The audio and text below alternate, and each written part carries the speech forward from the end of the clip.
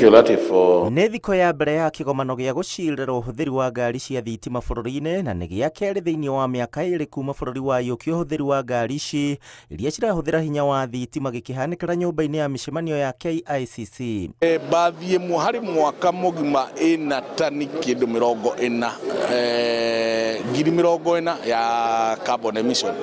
Ũguo twahota kũruta bathi ĩmwe tũraruta carbon emissions mũigana wa 40,000 tons cia carbon iria bathi ĩyo ĩrahota gũ-produce. Na kuona mũingĩ na igithia nĩ manjĩtie ũhũthĩri wa ngari na nduthi ciratũmĩra hinya wa thitima gũkũ bũrũri-inĩ, kambuni ya Kenya Power nayo nĩ ĩtongoretie honge cia thirikari harĩ kũhĩmbĩria ikinya rĩrĩ. Having a preferential tariff, and especially a time of use tariff, is much better. So for people who are considering electric vehicles, this will be available at 8 shillings per megawatt hours rather than the usual 16 shillings per megawatt hours that is available at other times of the day. In the world, hari kindu kimwe gĩkoragwo permanent na nĩ kindu gĩtagwo change. So let us embrace the change nigetha tuhote guteithĩka tondu o ũrĩa tũrathiĩ towards e-mobility noguo tũkũhota kũteithĩka in terms of the costing. Mũbango wa thirikari wa kweheria bathi cia maguta na ma betũrũ kana dithũrũ na kũhiũkia cia mwaki wa thitima ũgũteithĩrĩria kũnyihia gas ya carbon na tani 40,000 oro mwaka,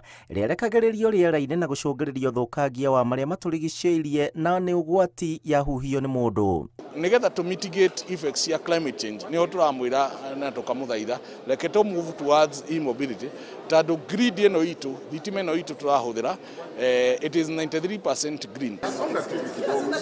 Thirikari nĩ ĩranĩire gũkinyanĩria na kinyi ũhũthĩri wa hinya mũtheru gũkũ bũrũri-inĩ kũngĩgakinya mwaka wa 2030, na njĩra ĩmwe ya gũkinyanĩria ũndũ ũyũ nĩ kũhinyĩrĩria Akenya kũhũthĩra ngari nduthi iria cirahũthĩra hinya wa thitima. Kuma gũkũ kaunti-inĩ ya Nairobi, niĩ njĩtagwo Gĩchimo Joseph.